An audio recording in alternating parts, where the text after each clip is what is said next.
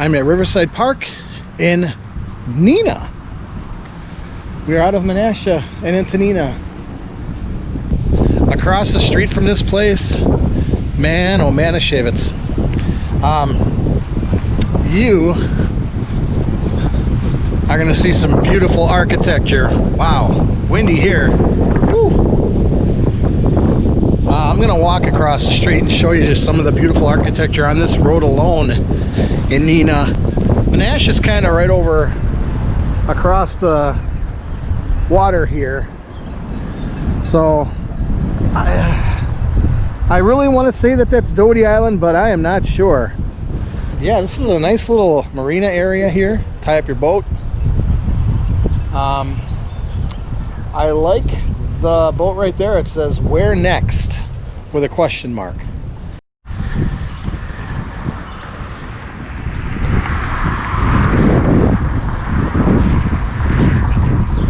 That is amazing. So beautiful. This is the East Wisconsin Street that I'm on. There was a movie called Wraith that came out a couple years back. Had Lance Hendrickson in it. Kind of a supernatural type of movie with a really weird plot twist at the end. It was okay. It was shot in this area. One of these houses could very well be the house that was part of the movie. Here's another one. This one coming up next to this, beautiful. I mean, look at this architecture, folks. Boy, oh boy. Is that stunning or what? Is it haunted? Ooh. Look at that. Look at the garage. Look at the weather vanes up on top. Just the architectural design is just, man. I don't know if they do like a house of walk of homes or something like that, but they should. They really should open up these beautiful homes and let people see them, because they are gorgeous. This one next to it, look at that. I picture dark clouds and a lightning hanging over it.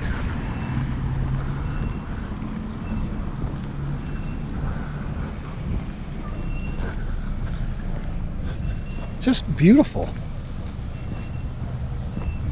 If I lived in this area, I'd be taking walks by here every night.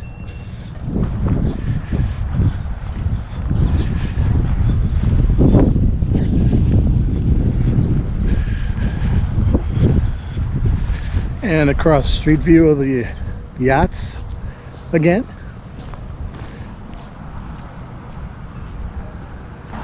They're flooding. They've got a hose running, and it's just running, and it's not getting the grass or anything. It's just, maybe they had water in their basement from last night. Who knows? Even the tree is pretty darn neato looking. Parade of homes, that's what I was thinking of before. This one has a plaque. I can't tell what it says.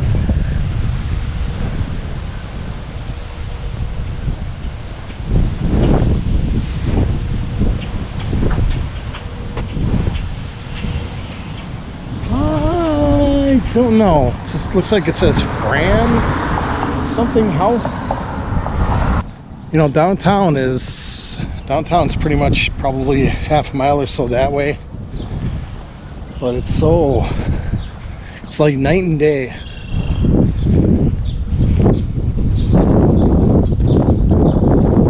Look at that. It's just, yep. But this house here in the corner kind of looks like the house that was used in the movie Wraith.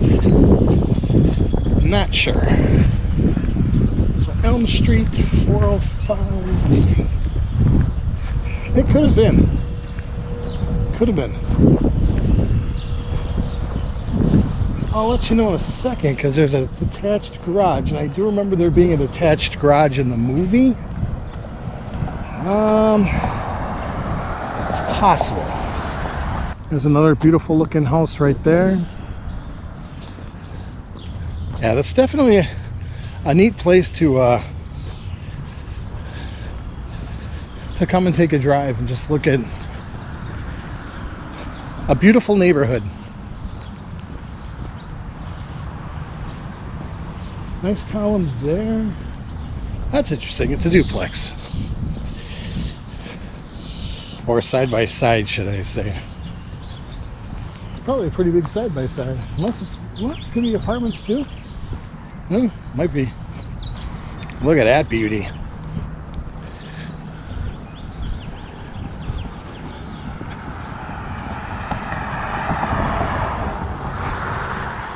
If the walls could talk, right? Yeah, a little colonial style.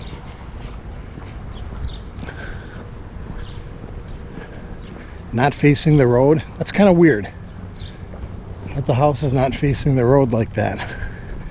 It's facing that way.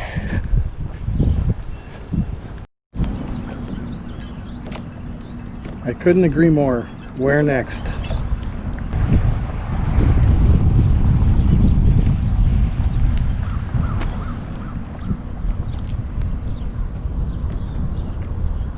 So as I was driving, looking for this Isle of Valor, I came across this.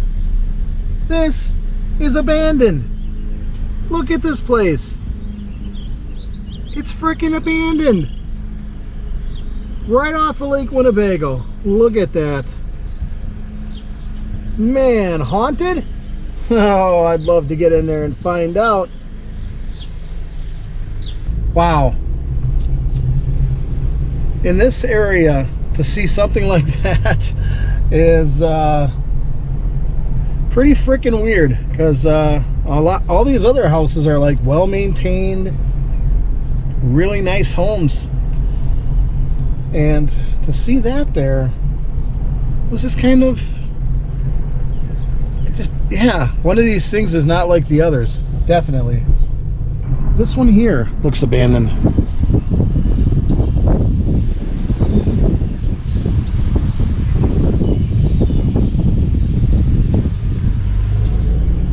Again, to be in that this kind of a neighborhood and to have two abandoned houses like that. And what's a visit to Dodie Island without visiting Dodie Park? We are at Dodie Park, and there are lots of geese. Lots of geese. So this is pretty much the entrance to the lake, Lake Winnebago. And there are some big geese. And some little geese. Don't worry, guys, I'm not coming after you. I'm social distancing. I'm staying away. But we're in this pretty neat little canal. I'm on one of the bridges here, as you can see. And there's a canal, and there's another bridge right over there. So there is the mouth. I guess I'm assuming this is the Fox River that's emptying into the Lake Winnebago, and right over there it does that. Yes, I'm holding cans because I assumed there was going to be a garbage can in this park somewhere so I could throw my trash away, but I have not found a can yet. This is a clean park because there is no trash, but yet there are there's no trash cans to throw your trash. So there's Lake Winnebago. Here's the canal that leads into it, and that's the yacht club area and Wisconsin Avenue where all the beautiful houses are. And those are some beautiful houses as well. Didn't drive by those, but took a walk down that area to show you some of the beautiful homes that were there. Aw, don't leave. Aw, ducks, I wasn't gonna come and bug you. Just want to get a close up. This one is way steeper than the other one. Holy moly. Check that out. If you're riding a bike, get some speed. Ooh. This thing is steep. Holy moly. Much steeper. That's probably why they have the railings on this one. So that's James Dodie in the middle. That is Curtis Reed. We had talked about Curtis Reed. I don't believe we talked about Harrison Reed though. So James Dodie was a surveyor, explorer, land developer, and politician. James D. Dodie became the second territorial governor of Wisconsin in 1841 and was instrumental in securing Madison as the state's capital. Didn't know that. Enamored with the Fox River area, Dodie built his retirement home, Grand Loggery, on what the Indians named Dodie Island out of respect for his concerns for Indian affairs. Dodie was politically active in the creation of both Neenah and Menasha. President Abraham Lincoln appointed Dodie to be the territorial governor of Utah, where he resided until his death in 1865. Alrighty. Ooh, there's a squirrel moment, but it's a pretty nice big spider web, if you can see it. Then over here we have Harrison Reed as editor of the Milwaukee Sentinel newspaper. In 1845, Harrison Reed's attention was drawn to a notice of the sale of government land along the Fox River, which is now Neenah. On the advice of James Dodie and with financial help from Harvey Jones, Harrison bid on and won a 542-acre parcel. Harrison Reed then moved to this area with his family. Lived in a block house, became Neenah's first postmaster, and was one of the founders of the Republican Party. He later became governor of Florida, where he died in 1899. That is Harrison Reed. And we had talked about Curtis Reed already. Let's read about Curtis, shall we? In 1846, Curtis Reed received a government appointment to distribute material to the Indians at Budamore.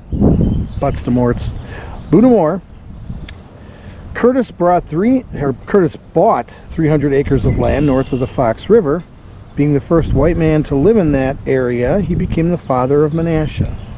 He laid out the downtown and the town square and assisted in securing and building the canal on the north branch of the Fox River. He became the first village president. In 1853, served as postmaster for 5 years and was elected mayor for 2 terms. He actually died here in Menasha in 1895. There's a group that had a popular album in the 90s called Sponge. Their album was called Rotting Pinata. And one of the songs on there, I guess the singer had some local ties. Vinnie Dombrowski had some local ties to the area. Lived here for a while or something. Lived in Wisconsin. And there is a song on that album called Neenah Menasha. If you don't know much about Sponge, that whole album is great. Rotting Pinata. Pick it up, give it a listen. I love you, you love me. I'm gonna chew you up with my teeth. He looks like an evil Barney, doesn't he? Yep, I went there. Apparently this is the Dodie Cabin. So apparently Mr. Dodie spent time in this cabin. I'm gonna check out the plaque in the front, see what it says. Grand Loggery James D. Dodie Home, 1847. And it is listed in the State Register of Historic Places. Hence the plaque. This tablet marks the log cabin known as the Grand Loggery, built by Governor Dodie, second territorial governor of Wisconsin in 1847. It originally stood facing east on the west bank of the Fox River, 30 rods east and 12 rods north of this spot. It was moved to Dodie Park in 1926. So this is the actual home.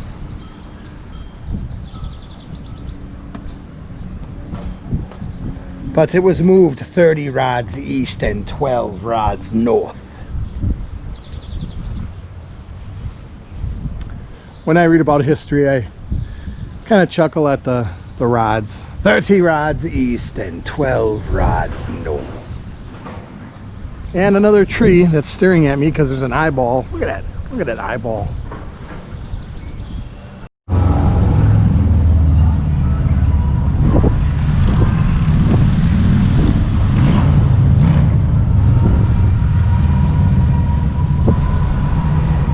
So this is Legacy Park in Neenah.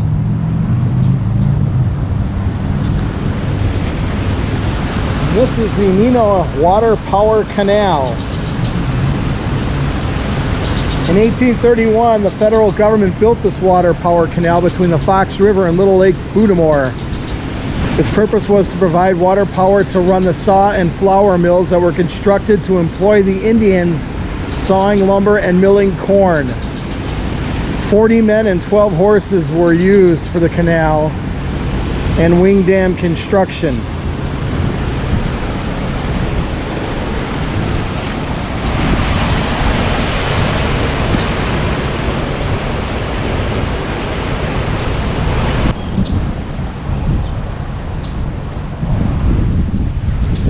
They got some pretty interesting stuff here.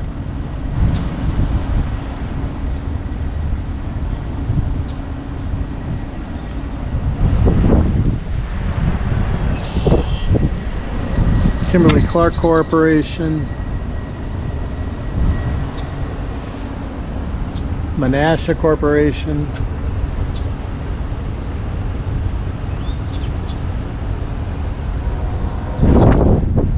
Winnebago Paper Mill,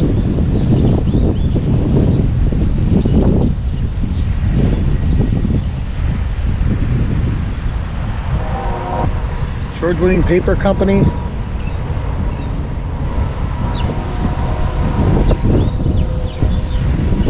Fox River Paper Company,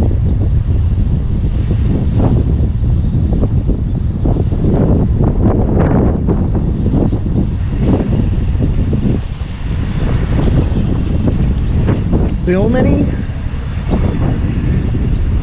Pulp and Paper,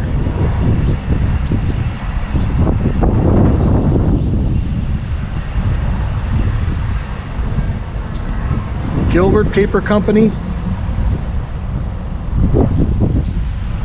John Strange Paper Company,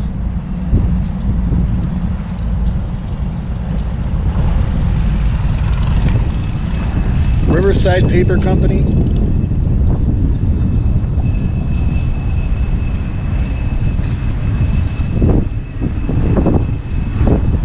Bergstrom Paper Company,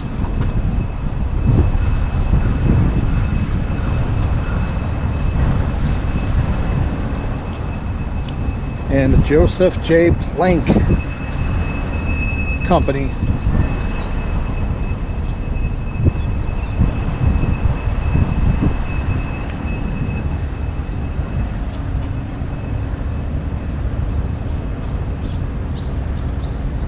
For more than 100 years, the smoke coming from this 162-foot chimney was a symbol of the paper-making industry in the Fox cities. This smokestack, along with several others at the time, represented the economic prosperity of the Fox River Valley. So they preserved some of the smokestack. Well done, Neenah, well done. It brings a smile to my face when cities decide to preserve the past, you know, because once it's gone, it's gone.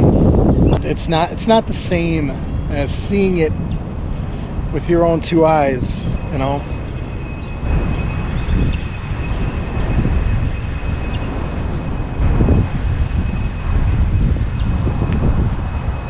And again, if you're not driving around and checking out these smaller towns, you're not going to know this is here.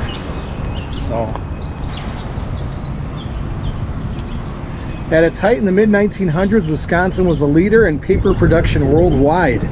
with the Fox Valley and Fox River being the driving forces behind the state's achievement of this title. The Fox River drops 170 feet in 35 miles, creating hydropower, a cheap and non-polluting form of electricity. According to an 1869 newspaper article, the Fox River's capacity is beyond computation, and there is no limit to the amount of machinery it's capable of turning. At one point, there were approximately 150 paper mills in Wisconsin, with the majority of them lining the Fox River.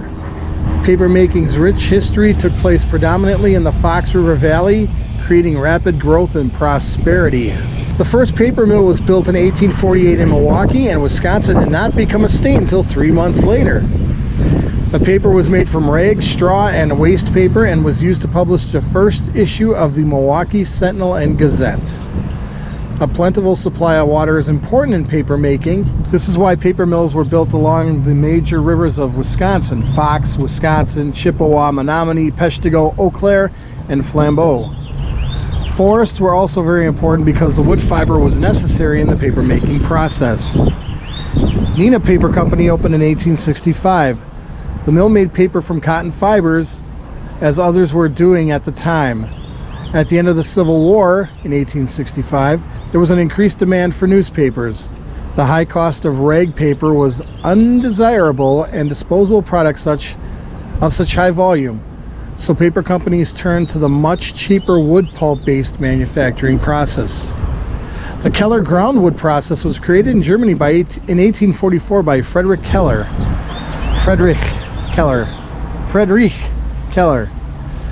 He discovered that by pressing wooden sticks against a grindstone and adding water, it created small fibers suitable for paper making.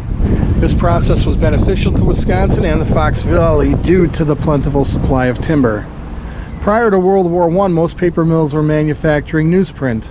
This changed with increasing demand for specialty paper production, such as book papers, tissue papers, toilet papers, napkins, and blueprint paper. The volume of products that paper companies were turning out took a significant drop during World War II, when many factories were voluntarily converted to make war equipment. Frequently, paper companies accepted military contracts that requested them to make guns and munitions to help the war effort.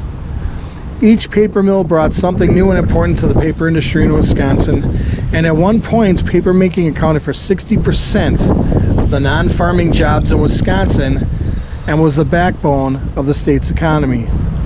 Having all the blessings nature could bestow and drive to use them, it was possible for the people of the Fox River Valley and Wisconsin to enjoy an abundant share of both the necessities and amenities of life. Paper was an important piece in our history. And there's a roll right there. Can't really see it too much though, because it's got a lot of doing stuff on it.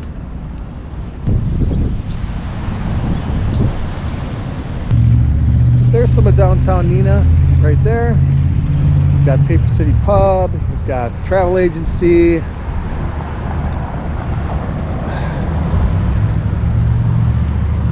Subway, and there's a line, I guess, to eat at the Greens Poorhouse.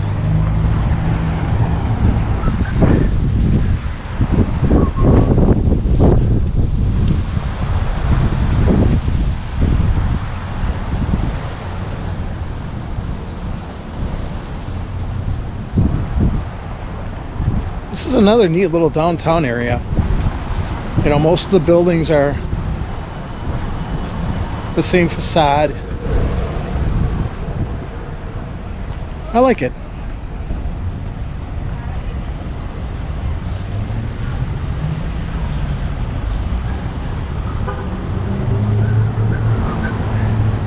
Let's get a shot of across the street.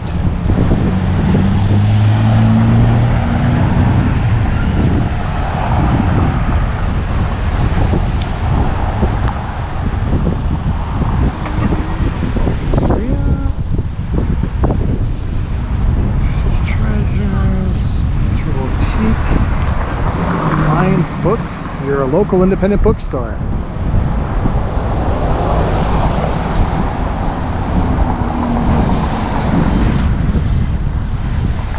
So there's downtown Neenah.